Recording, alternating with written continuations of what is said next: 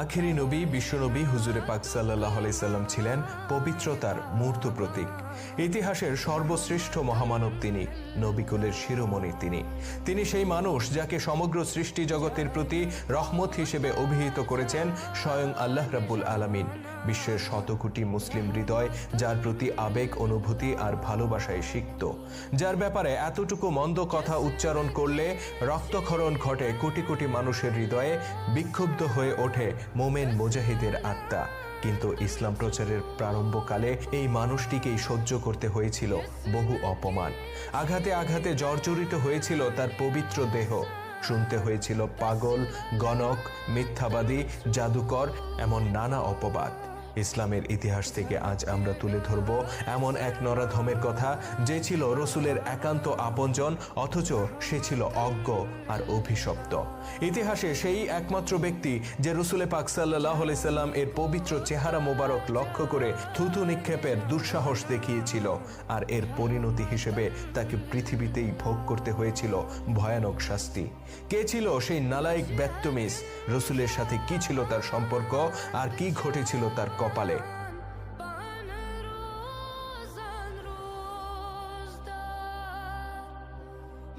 রসুলের চাচা আবু লাহাব তলব করেছে তার দুই পুত্রকে, একজন উতবা, আরেকজন উথাইবা।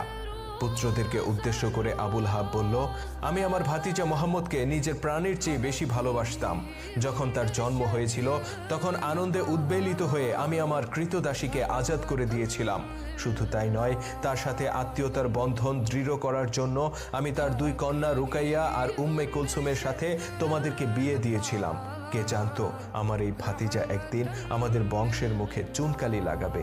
কে জানতো সে আমাদের পূর্বপুরুষের ধর্মকে অস্বীকার করে নিজেকে নবী ঘোষণা করবে?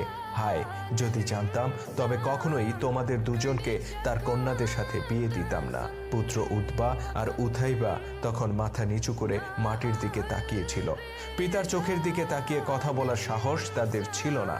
অতঃপর আবু লাহাব বলল, মুহাম্মদের কন্যাদেরকে তোমরা এখনই তালাক দেবে, আর এটাই আমার সিদ্ধান্ত। বড় পুত্র উতবা তার এই কথা শুনে হতভম্ব হয়ে গেল। সে বলল, আপনি কি বলছেন আব্বাজান? পিতার অপরাধের কারণে কেন আমরা তার কন্যাদেরকে শাস্তি দেব? আবু লাহাব বলল, মুহাম্মদকে কষ্ট দেওয়ার জন্যই তোমরা তাদেরকে তালাক দেবে। সে যখন জানতে পারবে তার অপরাধের কারণে তার কন্যাদেরকে তালাক দেওয়া হয়েছে, তখন তার চেহারা কেমন হয় তা আমি দেখতে চাই। পিতা আবু লাহাবের এমন জিঘাংসামূলক সিদ্ধান্ত উতবা কিছুতেই মেনে নিতে পারছিল না। সে তার স্ত্রী রুকাইয়াকে প্রাণের চেয়ে বেশি ভালোবাসত। আমৃত্যু যে বন্ধন অটুট রাখার প্রতিশ্রুতি